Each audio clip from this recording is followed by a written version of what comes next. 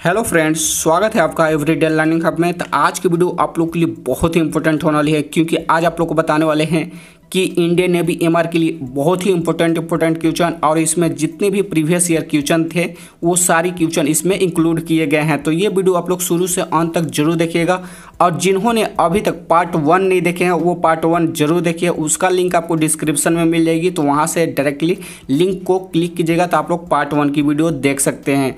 तो ये वीडियो हम लोग शुरू करने से पहले आप लोग को बता दें कि जैसा आप लोग का पैटर्न थी टॉप 50 क्वेश्चन की, वैसा ही पैटर्न इसमें भी लिया गया है।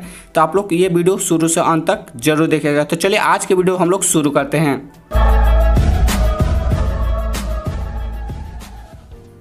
तो चलिए हम लोग महत्वपूर्ण फैक्ट्स के बारे में बात करते हैं, इसके बाद क्वेश्चन पर तुरंत चलेंगे। तो चलिए हम लोग स्टार्ट करते हैं। तो देखिए यहाँ पर Neeraj Chopra one first gold medal for India in Olympic. तो यहाँ पर बहुत बार ऐसा क्वेश्चन पूछ दिया जाता है कि नीरज चोपड़ा किस खेल से संबंधित है, किस कैटेगरी से है। तो ये आप लोग को बता दें कि एथलीट से है, यानी भाला फेंक करते हैं। ठीक है, तो यहाँ पर चलते हैं हम लोग सीधे क्वेश्चन के पास। तो क्वेश्चन आप लोग को बताया जा रही है रणथंभौर कहाँ स्थित है। तो रणथंभौर आप लोग को कहाँ स्थित है, राजस्थान में स्थित है। ठीक है, अब चलते हैं नेक्स्ट क्वेश्चन पे। नेक्स्ट क्वेश्चन है आपका ओसामा बिन लादेन कौन था। तो ओसामा बिन लादेन कौन था, आपका आतंकवादी था। आप लोग को कोई को भी ऐसा नहीं है बंदा जिनको नहीं पता होगा कि ओसामा बिन लादेन कौन था। ये टेररिस्ट था, आतंकवादी था, आप लोग को पता होगा। तो चलिए नेक्स्ट पे चलते हैं हम लोग। बांग्लादेश की राजधानी कहाँ है। तो बांग्लादेश की राजधानी जो होगी वो ढाका होगी। ये ढाका लिखा गया है, इसके लिए सॉरी। आपका ढाका DHAKA होती है, ढाका यानी। और इसका जो करेंसी होती है उसका होती है टाका, TKA टाका। ठीक है, तो इसका करेंसी जो होती है वो टाका होती है। और जो काबुल है किसका राजधानी है, तो आपको पता होना चाहिए ये अफगानिस्तान की राजधानी काबुल होती है। और अफगानिस्तान आप लोग को पता है कि इससे आपको क्वेश्चन आने वाली बात है, क्योंकि अभी बहुत कंट्रोवर्सी तालिबान और अफगानिस्तान में चल रही है। और इसमें अफगानिस्तान के जो आपका काबुल होती है और इसका करेंसी जो होती है वो अफगान होती है। अब आ जाते हैं पाकिस्तान। तो पाकिस्तान की राजधानी इस्लामाबाद होती है, जो आप लोग यहाँ तक देख सकते हैं। इस्लामाबाद और पाकिस्तान आप लोग के लिए महत्वपूर्ण क्वेश्चन में से एक हो जाती है, क्योंकि इससे हमेशा इधर उधर होती रहती है। इस कारण आप लोग को इसका क्वेश्चन पूछ ली जाती है। तो आप लोग को इस्लामाबाद की जो करेंसी होती है, जो पाकिस्तान की करेंसी होती है वो रुपीज ही होती है। अब ये जो कोलंबो दी गई है वो कोलंबो किसकी राजधानी है, तो आप लोग को कल ही बताए हुए थे कि श्रीलंका की इसका राजधानी है कोलंबो। और जो आप लोग को एक नया बदल गया है, जो आपका नया कैपिटल हो गया है श्री जयवर्धनेपुरे कोटे भी हो गई है। और इसका जो करेंसी की बात की जाए तो इसका भी करेंसी रुपीज ही होती है। ठीक है, तो चलिए हम लोग नेक्स्ट पे चलते हैं। पाकिस्तान दिवस किस दिन को मनाया जाता है, तो आप लोग को पता होगा। हम लोग 15 अगस्त को मनाते हैं, अब इन लोग 14 अगस्त को मनाते हैं। ठीक है, आप लोग को ये सब पता होगा, और जो 1947 में ही मनाए हैं। ठीक है, तो एक दिन पहले ही इन लोग अपना डे मना लिए थे।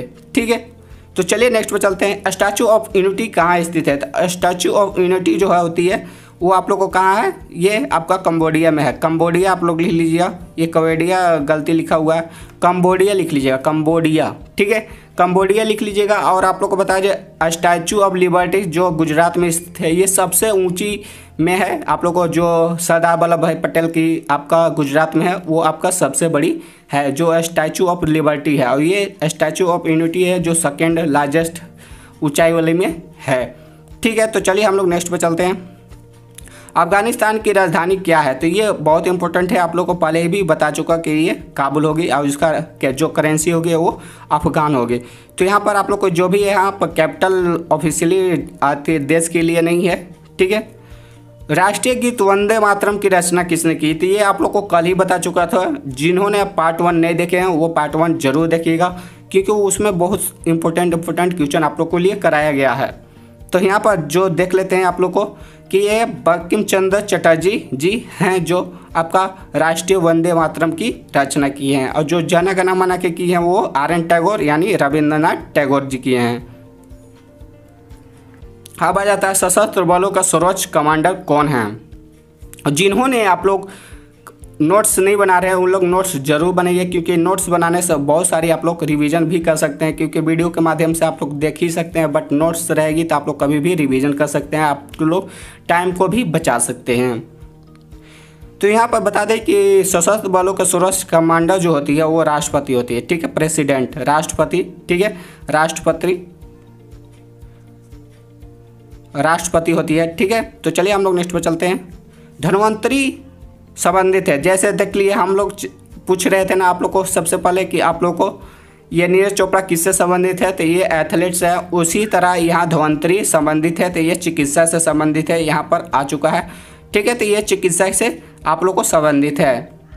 अब चलिए नेक्स्ट पर चलते हैं 10वां क्वेश्चन पर। निम्नलिखित में से कौन विश्व सबसे लंबी नदी है, तो सबसे बड़ी नदी की बात की जाए जो आपका विश्व में आए तो ये नील नदी है, जो आप लोग को मिस्र में भी पाई जाती है। तो नील नदी आप लोग को बहुत देशों से गुजर के जाती है, तो यहाँ पर पूछ भी सकती है कि कौन से देश से है, तो आप लोग नोट डाउन कर लीजिएगा।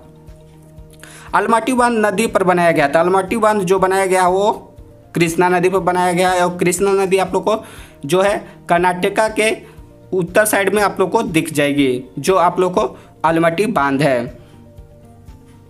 चलिए नेक्स्ट पर चलते हैं। तो इंडिया मुस्लिम लीग की स्थापना वर्ष हुई थी। तो इंडियन लीग आपको मुस्लिम लीग की ये बहुत इंपॉर्टेंट है, आप लोग VVI करके आप लोग नोट डाउन कर लीजिएगा, वेरी वेरी इंपॉर्टेंट। ठीक है, तो ये नोट डाउन करने के बाद आप लोग को इसका आंसर भी लिख लीजिएगा 1906। ठीक है, यानी 1906, ये नोट डाउन आप लोग जरूर कर लीजिएगा। तो चलिए नेक्स्ट पर चलते हैं। भांगड़ा किस राज्य से संबंधित है, तो भांगड़ा आप लोग को पता है कि नृत्य से एक क्वेश्चन आप लोग को आने वाला है, क्योंकि जितने भी प्रीवियस ईयर हम लोग देखे उसमें से आप लोग को नृत्य 1 या 2 भी क्वेश्चन पूछ लिए जाते हैं। तो नृत्य आप लोग सभी स्टेट का कर लीजिएगा। ठीक है, तो भांगड़ा किस राज्य के राज्य से संबंधित है, तो आप लोग को बता दें, कल ही आप लोग को जो भी नहीं देखे हैं वो आप लोग पार्ट 1 देखिए, उसमें आप लोग को डिटेल्स में बता दिया गया है। तो ये पंजाब की है। ठीक है, और हरियाणा के आप लोग को कल भी बताए थे कि घूमर और रासलीला आपका हरियाणा के फोक डांस है। इसके बाद आप लोग को बता दें कि राजस्थान की जो फोक डांस है वो आप लोग को कलबेलिया है और घूमर, ये 2 इम्पोर्टेंट है, आप लोग याद कर लीजिएगा। और हिमाचल प्रदेश के बात की जाए तो एक नाटी है, जो नाटी बहुत इंपॉर्टेंट है, आप लोग को हिमाचल प्रदेश से जब भी पूछेगा तो नाटी ही पूछेगा। और एक हो जाती है आपका कयांग भी होती है, तो वो भी आप लोग नोट डाउन कॉपी में कर लीजिएगा। तो चलिए नेक्स्ट पर चलते हैं। हम लोग देखते हैं भारत में पहली तेल रिफाइनरी कहाँ स्थापित की गई थी। तो जो भारत में पहली तेल रिफाइनरी जो स्थापित की गई थी वो दी गई थी दिग्विजय में, यानी दिग्विजय में। ठीक है, तो ये नोट डाउन आप लोग कर लीजिएगा, क्योंकि सभी क्वेश्चन आप लोग को आसान लेवल के नहीं मिलेगा और सभी हार्ड लेवल के नहीं मिलेगा, क्योंकि आप लोग को पता है। तो हम लोग नेक्स्ट पर चलते हैं। 1911 से पहले भारत की राजधानी कहाँ थी, यानी 1911 से पहले आपको भारत की राजधानी कहाँ हुई थी, तो ये कोलकाता में बनी गई थी। ठीक है, और एक दिन के लिए बहुत बार क्वेश्चन पूछ देता कि एक दिन के लिए भारत की राजधानी कहाँ बनाई गई थी, तो वो इलाहाबाद में बनाई गई थी, जो आप लोग गूगल पे भी सर्च कर सकते हैं कि ये एक दिन के लिए आप लोग को इलाहाबाद में इसका राजधानी बनाया गया था। तो 1911 से पहले आप लोग को कोलकाता में इसका राजधानी थी, जो इंडिया क्या हुआ भी पता हुआ है, न्यू दिल्ली में इसका राजधानी बन गई है। चलिए नेक्स्ट पर चलते हैं। तो ज्ञानपीठ पुरस्कार के क्षेत्र के लिए दिया जाता है। तो ज्ञानपीठ आप लोगों को किस क्षेत्र से दिया जाता है, ये क्वेश्चन है आप लोगों को। तो ये ज्ञानपीठ जो दिया जाता है वो लिटरेचर में दिया जाता है, यानी साहित्य में इसका दिया जाता है। कंगारू किसका राष्ट्रीय पशु है, तो कंगारू आप लोग को पता होगा, आप लोग क्रिकेट अगर देख रहे होंगे, क्रिकेट लवर होंगे, तो आपको कंगारू के नाम से भी फेमस हैं, जो उतने भी वहाँ पर प्लेयर होते हैं वो ऐसे भी कंगारुओं की ही तरह रहते हैं। ठीक है, तो यहाँ पर कंगारू किसका राष्ट्रीय पशु है, तो आपको ऑस्ट्रेलिया के है, ये आप लोग को बताने की ज़रूरत नहीं है। ऑस्ट्रेलिया की राजधानी जो है वो कैनबरा है। ठीक है, और जो उसका करेंसी है वो डॉलर चलती है, तो आप लोग ये नोट डाउन कर लीजिएगा। अब इंद्रावती किसकी सहायक नदी है, तो इंद्रावती जो है वो गोदावरी की सहायक नदी है। Godavari is the right answer. अब इसे बता दें कि गोदावरी जो है ये इसे दक्षिण गंगा के, यानी दक्षिण गंगा भी कहा जाता है, यानी आप लोग को बता दें कि जो गोदावरी है उसको दक्षिण गंगा भी के नाम से भी जानते हैं। ठीक है, और उसका लंबाई आप लोग नोट डाउन कर लीजिएगा, उसका लंबाई आप लोग नोट डाउन कर लीजिएगा 1465। ठीक है, यानी 1465 में इसका मीटर में लंबाई है।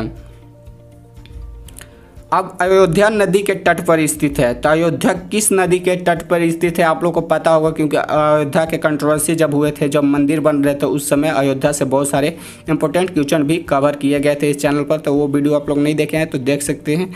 और आप लोग को बता दें अयोध्या नदी जो है वो सरयू के नदी के किनारे स्थित है जो अयोध्या है। ठीक है। अब गोमती जो है वो गोमती आप लोग को कहाँ है, लखनऊ में आप लोग को मिल जाएगी। और यमुना आप लोग को दिल्ली में, आप लोग को पता है कि यमुना कितनी गंदी कर दी गई है दिल्ली में, तो यमुना आप लोग को दिल्ली में पड़ जाएगी और गोमती आपको लखनऊ में है और सरयू आपका अयोध्या में है। अब इस क्वेश्चन से आप लोग को कोई भी कन्फ्यूजन हो, आप लोग व्हाट्सएप ग्रुप लिंक आपको डिस्क्रिप्शन में मिल जाएगी, वहाँ से आप लोग ग्रुप में ज्वाइन कर लीजिएगा। वहाँ पर आप लोग को कोई भी क्वेश्चन हो इसके रिगार्डिंग और कोई भी दूसरा भी क्वेश्चन हो तो आप लोग कमेंट सेक्शन में भी लिख सकते हैं, व्हाट्सएप ग्रुप में भी जाकर वहाँ पर भी लिख सकते हैं, सभी का आप लोग का सोल्यूशन मिलेगी। ठीक है। तो देखिए यहाँ प्लासी का युद्ध किस वर्ष लड़ा गया था, तो प्लासी का युद्ध जो लड़ा गया था वो 1757 में लड़ा गया था। तो ये वेरी वेरी इंपॉर्टेंट में से एक लिख लीजिएगा, क्योंकि ये प्लासी युद्ध आप लोग को बहुत सारी एग्जाम में ये सब पूछी गई है और ये तो 2-3 बार आप लोग का इंडियन नेवी एमआर के लिए ही पूछ लिया गया, तो ये बहुत ही इंपॉर्टेंट आप लोग के लिए हो गया है, ये इसको आप लोग रट ही लीजिएगा। ठीक है। राष्ट्रपति लोकसभा में कितने सदस्यों को मनोनीत किया जा सकता है, तो आप लोग को राज्यसभा में जो मनोनीत किए करने की संख्या जो होती है वो 2 होती है, यानी 2। ठीक है। अब चलते हैं नेक्स्ट पे। निम्नलिखित में से कौन सा व्यक्ति लगातार 2 कार्यकाल के लिए आपका भारत का राष्ट्रपति बना है, तो भारत के राष्ट्रपति 2 कार्यकाल के लिए मानिए 2 बार आप लोग को राष्ट्रपति बना है, वो है राजेंद्र प्रसाद, जो आप लोग को पता होगा, ये राजेंद्र प्रसाद, यानी B option is the right answer, doctor Rajendra Prasad. ठीक है। तो आप लोग को यहाँ तक कोई भी कंफ्यूजन हो तो आप लोग कमेंट सेक्शन में लिख सकते हैं। दिलवाड़ा मंदिर माउंट आबू में किस प्रकार के पत्थर का उपयोग किया जाता है, तो आप लोग को बता दें कि जैसलमेर या वाइट मार्बल यानी सफ़ेद संगमरमर की यहाँ पर यूज किए गए हैं जो दिलवाड़ा मंदिर है माउंट आबू में। ठीक है। तो यहाँ पर आपका white marble is the right answer हो जाएगी। अब टिहरी बांध किस राज्य में स्थित है, तो ये टिहरी बांध आप लोग को बहुत ही इंपॉर्टेंट हो जाती है, इसमें आप लोग गूगल पर सर्च कर लीजिएगा कि टिहरी बांध की इंपॉर्टेंट फैक्ट्स, तो वो आप लोग ज़रूर पढ़ लीजिएगा आप लोग गूगल से भी, और आप लोग को यहाँ पर भी जानकारी देता हूँ। तो टिहरी बांध जो है उत्तरांचल यानी उत्तराखंड में है। ठीक है। और आप लोग को इसको बता दें कि ये आपको इंडिया के सबसे बड़ी बांध है, जो सबसे ऊंची बांध के नाम से भी जाना जाता है। तो आप लोग कमेंट सेक्शन में बताना ना भूलें कि इसका जो हाइट है वो कितना है। ठीक है। तो आप लोग कमेंट सेक्शन में ज़रूर बताइएगा। अब आ जाता है 1951 में पहला एशियाई खेल आयोजित किया गया था, तो ये पहला खेल जो आयोजित किया गया था जो 1951 में एशियाई खेल, वो न्यू दिल्ली में किया गया था, यानी न्यू दिल्ली। ठीक है। नाभिकीय संलयन होता है, तो नाभिकीय संलयन आप लोग को पता है जो फ्यूजन है वो आप लोग को हाइड्रोजन बम में पाए जाते हैं। बिजली के बल्ब में भरे होते हैं, तो जो बिजली के बल्ब में कौन सी गैस भरे होते हैं, तो इसके बारे में यहाँ पर पूछा जा रहा है। तो आप लोग को पता होना चाहिए कि ये बहुत ही इंपॉर्टेंट क्वेश्चन में से एक है जो आप लोग को रटा होना चाहिए, जो आर्गोन होते हैं। ठीक है। तो चलिए हम लोग नेक्स्ट पे चलते हैं। एक स्थिर शरीर में हो सकता है, यानी एक शरीर में हो सकता है, क्या हो सकता है, आपका एनर्जी हो सकता है, यानी ऊर्जा। ठीक है। अब नेक्स्ट पर आ जाते हैं, जो 29 क्वेश्चन है उसमें हम लोग देख लेते हैं। ध्वनि तरंग का संचरण तभी संभव है जब मतलब तरंग करने का मतलब कि वेव उसका तभी संभव है, यानी फ्लो तभी तक हो सकती है जब वो माध्यम में हो, यानी ये मीडियम में हो। ठीक है। और वैक्यूम में इसका संभव नहीं होती है। अब आ जाता है उत्तल दर्पण से बनने वाला प्रतिबिंब सदैव होता है, तो उत्तल दर्पण से जो बनने वाला प्रतिबिंब हो, आप लोग 10th में ये पढ़ चुके होंगे, प्रकाश लाइट में जो 10th की साइंस है उसमें आप लोग पढ़ चुके होंगे। उत्तल दर्पण में बनने वाले प्रतिबिंब सदैव होता है, वो आभासी और सीधा होती है, आप लोग ये पढ़ चुके होंगे जिन्होंने बढ़िया से लाइट को पढ़े होंगे आपको 10th में। ठीक है। तो इसका वर्चुअल एंड इरेक्ट आपका राइट आंसर हो जाएगा, यानी B answer is the right answer. अब आ जाती है प्रकाश संश्लेषण अधिकतम होता है, तो प्रकाश संश्लेषण जो होता है वो रेड लाइट में आप लोग को होती है, सबसे ज़्यादा आपका रेड लाइट में ही आपका प्रकाश संश्लेषण की प्रक्रिया होती है। खमीर इसका एक महत्वपूर्ण स्रोत है, तो खमीर जो है वो इसका महत्वपूर्ण स्रोत है वो राइबोफ्लेविन है। जो राइबोफ्लेविन के बारे में आप लोग को बता दें कि इससे मुख्य के किनारों एवं होठों को त्वचा का फटना और स्मृति में कमी राइबोफ्लाविन को जीवित ऊतक के एक बुनियादी घटक है। यानी इससे बता दें कि इससे आप लोग को ना त्वचा को कोई प्रॉब्लम होने वाली है और ना ही होठों को प्रॉब्लम होने वाली है। इससे आप लोग को अच्छे हो गए। ठीक है, तो आप लोग ये समझ चुके होंगे। तो चलिए हम लोग नेक्स्ट पर चलते हैं। जो राइबोफ्लेविन है उसका राइट आंसर सी हो जाएगी। इसमें खमीर इसका एक महत्वपूर्ण स्रोत है, तो ये राइबोफ्लेविन की मुख्य स्रोत है। किस उम्र तक के बच्चे को पोलियो का दवा पिलाई जाती है? तो आप लोग को पता होना चाहिए, ये इम्पोर्टेंट हो जाती है आप लोग के लिए क्वेश्चन कि ये किस उम्र में आप लोग रहिएगा तो आप लोग को पोलियो का दवा दिया जाता है। जो आप लोग को हॉस्पिटल, सरकारी हॉस्पिटल में दिया जाता है वो किस उम्र में आप लोग को दिया जाता है? तो यह 5 ईयर आप लोग को पूछ जाएगी, यानी 5 साल। तो आप लोग को ये पोलियो का दवा दिया जाता है उसके समय। ऑक्सीजन युक्त रक्त हृदय में किस भाग में प्रवेश करता है? तो जो ऑक्सीजन युक्त होती है, जो ऑक्सीजन रहित होती है, वो आप लोग को किस भाग में प्रवेश करता है? तो ये दिल का दायां निचला भाग में करते हैं, यानी राइट वेंट्रिकल हो जाएगी। यानी आपका C answer is the right answer इसका हो जाएगी। छड़ और शंकु किस परत में पाए जाते हैं? तो छड़ और शंकु जो पाए जाते हैं वो सेक्लेक्ट्रोटिक में पाए जाते हैं, यानी श्वेत पटली, यानी B option is the right answer. आप लोग को ये कोई भी आप लोग को कन्फ्यूजन हो आप लोग कमेंट सेक्शन में लिख सकते हैं। आप लोग को सारी डाउट्स भी क्लियर किए जाएंगे, क्योंकि ये प्रैक्टिस सेट है। तो आप लोग को सारे पूरे इन्फॉर्मेशन आप लोग को सभी का नहीं देने पा रहा हूँ, क्योंकि ये वीडियो लॉन्ग हो सकती है इस कारण। ठीक है, जीन कहाँ पाए जाते हैं? तो जीन जो पाए जाते हैं वो आप लोग को कहाँ पाए जाते हैं? गुणसूत्रों में पाए जाते हैं, और मानव शरीर की कोशिकाओं से बना होता है ये। और इन कोशिकाओं में गुणसूत्रों या क्रोमोसोम होती है, यानी क्रोमोसोम में आपका जीन होती है। ठीक है, और जो मनुष्य में गुणसूत्रों की संख्या होती है वो 23 जोड़े होते हैं। यानी ये बहुत बार क्वेश्चन पूछे जाते हैं कि आप लोग का मनुष्य में कितने जोड़े आपका गुणसूत्र होते हैं? तो ये 23 जोड़े, यानी कुल मिलाकर आपका 46 गुणसूत्र होते हैं। ठीक है, अब आ जाती है 37 क्वेश्चन, इसका हम लोग बात कर लेते हैं। तो यहाँ पर निम्नलिखित में से किसकी उपस्थिति के कारण पत्तियाँ हरी होती है? तो आप लोग को ये पता होगा, बहुत अच्छी वाली बात है कि ये क्लोरोफिल के कारण आप लोग को हरी ये रहती है, यानी A option is the right answer. Chlorophyll आपका जब तक पत्ती में रहेगी तब तक आप लोग को ये हरी दिखेगी। इंसुलिन का उपयोग बीमारियों के इलाज के लिए की जाता है। तो इंसुलिन आप लोग को बहुत ही इंपॉर्टेंट ये भी क्वेश्चन है, जो आप लोग को बता दें कि ये मधुमेह के लिए योग किया जाता है। जो आप लोग को शुगर की बीमारी आप लोग सुने होंगे इधर उधर, उन्हीं के लिए आपको इंसुलिन की ज़रूरत होती है। इससे आप लोग को इसका मधुमेह की रोग आपको सही किया जाता है। तो यहाँ C answer is the right answer इसका हो जाएगी। अब आ जाती है मैथ के क्वेश्चन। तो इसका सभी का आप लोग स्क्रीनशॉट ले लीजिए। आप लोग को जो भी क्वेश्चन अपने से नहीं बन रही है आप लोग व्हाट्सएप पे मैसेज कीजिए, व्हाट्सएप ग्रुप में मैसेज कीजिए, आप लोग तुरंत सॉल्यूशन वहाँ पर मिल जाएगी। क्योंकि मेरे पास अभी पेन नहीं है, क्योंकि उससे नोट डाउन करूँ। यहाँ पर देखिए, जैसे लिखता हूँ कोई भी चीज़ तो ये अच्छा से लिखाने नहीं पाता, क्योंकि हैंड से लिख रहा हूँ। पेन रहती तो इससे अच्छा लिखाता है। तो वो पेन मैं फ्लिपकार्ट से मंगा लिया हूँ, कल या परसों आ जाएगी। तो आप लोग को इस पेन से भी मिल जाएगी। तो आप लोग थोड़ा सा वेट कर लीजिएगा। तो यहाँ पर आप लोग को जो भी क्वेश्चन है मैथमेटिक्स का वो आप लोग स्क्रीनशॉट लीजिए, उसको बनाने की कोशिश कीजिए।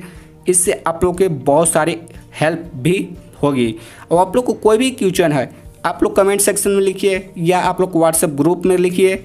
वहाँ पर आपको सारे सॉल्यूशन के साथ 1 या 2 सॉल्यूशन आप लोग कोई भी, अगर एक क्वेश्चन का 2 या 3 सॉल्यूशन आप लोग को दिया जाएगा, जिसमें से आपको जो भी आप लोग को आसान लगता है वो आप लोग चूज कर लीजिए और उससे आपको सॉल्यूशन से समझ लीजिए। तो एक नियमित षटभुज के आंतरिक कोणों का मान होता है वो 120 डिग्री होती है। तो यहाँ पर आप लोग स्क्रीनशॉट लीजिए और आप लोग कमेंट सेक्शन में लिखना ना भूलें कि आप लोग को कितने सही हुए हैं अभी तक क्वेश्चन, और आप लोग टॉप 50 में कितने क्वेश्चन बना पा रहे हैं, क्योंकि उसी से आप लोग को कटअप की अंदाज़ा हो जाएगी। क्योंकि कटअप वीडियो में मैंने पहले ही बना चुका हूँ, उससे आप लोग को सारी इन्फॉर्मेशन भी मिल गई होगी। तो यहाँ पर देखिए, आप लोग को सभी क्वेश्चन को आप लोग स्क्रीनशॉट ले लीजिए। थोड़ा थोड़ा रुक रहा हूँ, इसके बाद नेक्स्ट कर रहा हूँ, क्योंकि ये क्वेश्चन आप लोग को स्क्रीनशॉट लेने हैं। ये भी क्वेश्चन आप लोग को स्क्रीनशॉट ले लीजिए, ये भी ले लीजिएगा, ये भी ले लीजिएगा, इसको भी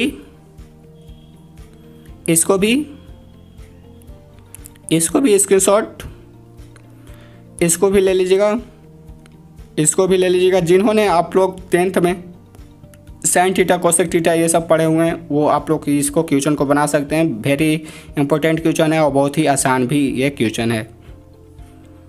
इसको भी आप लोग नोट डाउन कर लीजिएगा, नोट डाउन कर लीजिए या तो स्क्रीनशॉट ले लीजिए, जो दोनों में से कुछ ज़रूर कर लीजिएगा क्योंकि ये सभी इंपॉर्टेंट आप लोग को एग्जाम ओरिएंटेड है। तो आप लोग कुछ भी इसमें ज़रूर कर लीजिएगा, नहीं तो नोट डाउन कर लीजिएगा कॉपी में, वो और अच्छा होगा, नहीं तो स्क्रीनशॉट ले लीजिएगा।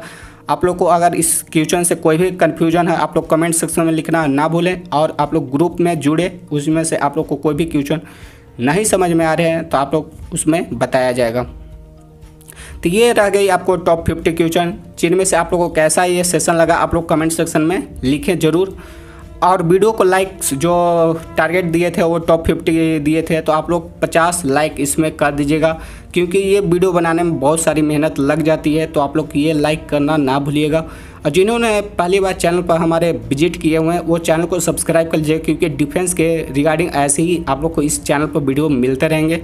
तो चलिए आज की वीडियो यहीं तक रखते हैं। वीडियो कैसी लगी आप लोग कमेंट सेक्शन में लिखना ना भूलें। तो चलिए मिलते हैं नेक्स्ट सेशन में। जय हिंद, जय Bharat and love you all.